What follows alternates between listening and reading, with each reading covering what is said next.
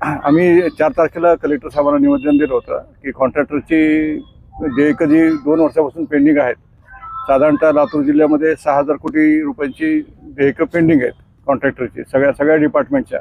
तर ती देयकं मिळावेत म्हणून आम्ही निवेदन दिलं होतं. त्याच्यानंतर आम्ही त्यांना आजची मुदत दिली होती की आजच्या तारखेपर्यंत आम्हाला काहीतरी ठोस निर्णय द्यावा, तर जेणेकरून आमचं हे होईल, म्हणजे आम्हाला काही पेमेंट मिळेल. तर ते काय आत्तापर्यंत त्यांना सरकारकडनं काही आलेलं नाही आहे. त्याच्यामुळे आम्ही ठरलेल्या तारखेला उपोषणाला बसलेलो आहोत आणि हे उपोषण आमची बिलं मिळेपर्यंत चालणार आहे. आमचे एक मित्र अमरण उपोषणाला बसलेले शेटे साहेब आणि बाकी आम्ही साखळी उपोषणाला बसलेलो आहोत. 6 ते 6,500 कोटी लातूर जिल्ह्याची रक्कम येणं बाकी आहे. भूमिका काय, आम्हाला शासनाने आमची केलेल्या कामाची पेमेंट द्यावेत. ते नाही दिलं तर मग ह्याच्यानंतर आणखीन मोठं आंदोलन आम्ही करू. त्या आंदोलनामध्ये मग आमची मशिनरी रस्त्यावर येईल, बाकी सगळे आमचे जे सब कॉन्ट्रॅक्टर्स आहेत, आमचे जे मजूर आमचे काम करतात ते पण रस्त्यावर येतील. आता ऑलरेडी सगळ्याची परिस्थिती एकदम बिकट झालेली आहे. बँकांची कर्ज थकलेली आहेत. बँका NPA मध्ये आमचे अकाउंट घालून आमची मशिनरी जप्त करायच्या तयारीत आहेत. अशी परिस्थिती आहे. आम्ही सुशिक्षित बेरोजगार अभियंता म्हणून काम करतोय गेले 5-6 वर्ष झाले. ज्यावेळेस नवीन कामं चालू केले त्यावेळेस शासनाकडून वेळेवर पेमेंट वगैरे येत होती. त्यावेळेस आमचं सगळं व्यवस्थित चालत होतं. आमच्या हाताखालचे काम करणारे माणसं वगैरे सगळं आमचं देयक वगैरे भेटत होतं. गेल्या 2 वर्षामध्ये अशी परिस्थिती झाली की जे वेळेवर बिलं येत नसल्यामुळे बँकेचे हप्ते थकीत आहेत, पुढचं नियोजन लागत नाही, पुढचे नवीन कामं चालू करण्यात आम्ही ज्या कामासाठी त्या ह्याच्यामध्ये पडलेलं आहे त्यामध्ये आम्हाला व्यवस्थित होत नाही. तर आम्हाला शासनाकडून आपल्या मुख्यमंत्री साहेब असो, उपमुख्यमंत्री साहेब असो, यांना एकच विनंती आहे की आमचे देयक वेळेवर देण्यात यावे.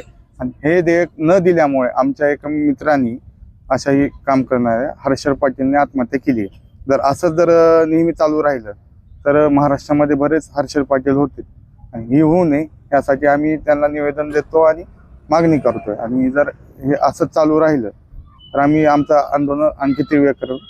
त्याचं पूर्ण शासनाचे जबाबदार असेल. आमचे मागच्या 3 वर्षापासून जवळपास जी झालेल्या कामाची देयकं आहेत विविध डिपार्टमेंटची महाराष्ट्र शासनाचे 3 वर्षापासून, काही डिपार्टमेंटची 2 वर्षापासून पेंडिंग आहेत. त्याच्यामुळं जे गुत्तेदार वर्ग आहे महाराष्ट्रातला सगळ्या डिपार्टमेंटला काम करणारा हा अडचणीत आलेला आहे, आर्थिक अडचणीत आलेला आहे. आणि त्याच्यामुळं शासनानं आमची पेमेंट अदा करावी ह्यासाठी वारंवार गुत्तेदार असोसिएशनतर्फे त्यांच्याशी संपर्क केलेला आहे, निवेदनं दिलेली आहेत. परंतु आज तागायत त्यांनी आमची दखल घेतलेली नाही. मागच्या 4 तारखेला आम्ही कलेक्टर साहेबाच्या थ्रू माननीय मुख्यमंत्र्यांना निवेदन दिलं होतं आणि 8 तारखेपर्यंत आमचे देयकाच्या संदर्भात त्यांनी ठोस असा निर्णय घ्यावा, अन्यथा आम्ही 9 तारखेपासून आमरण उपोषणास बसत आहोत. ही इंटिमेशन आम्ही 4 तारखेलाच दिलेलं होतं. परंतु त्या 4 दिवसातही शासनाकडून कसलाही या बाबतीमध्ये निर्णय झालेला नाही. त्याला गृहीत धरून आजपासून आम्ही आमरण उपोषण चालू केलेलं आहे आणि जोपर्यंत शासनाकडून निधी वितरित झालेल्या बातमी येत नाही तोपर्यंत आमरण उपोषण संपणार नाही. आम्ही लातूर जिल्ह्याचे संपूर्ण कॉन्ट्रॅक्टर, हे लातूर जिल्ह्याचा बॅकबोन आहे.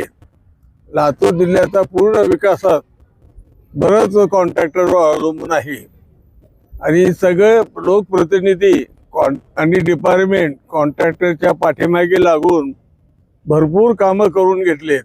1.5 ते 2 वर्ष झालं एकही कॉन्ट्रॅक्टरचं पेमेंट नाही. अख्खा महाराष्ट्रामध्ये बोलायचं झालं तर 70 ते 80 हजार कोटीचे बिलं पेंडिंग आहेत.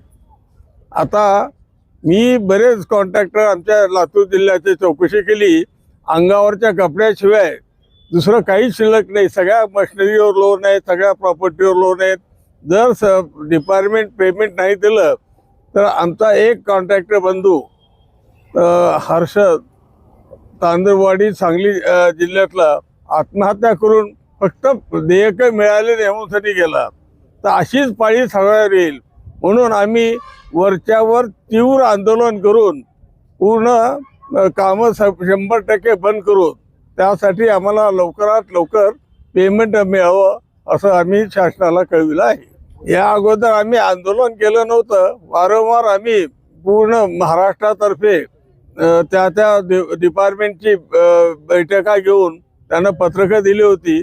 त्यांच्या अशा आश्वासन मिळत होते की आम्ही देऊ तिथं देऊ पेमेंट देऊ, पण 2 वर्ष झालं कुठलंच पेमेंट काही मिळत नाही. सोमवारी मुख्यमंत्री देवेंद्र फडणवीस आता आम्ही भेट घेणार आहेत. आता लोकप्रतिनिधीला आम्ही आणि कलेक्टर मॅडमला आम्ही विचारलंय की आम्हाला 2 मिनिट का होईना मुख्यमंत्र्यांची भेट घडवून द्या. तर त्यांचा आम्हाला बहुतेक मुख्यमंत्र्यांची भेट मिळेल असं मला वाटतंय.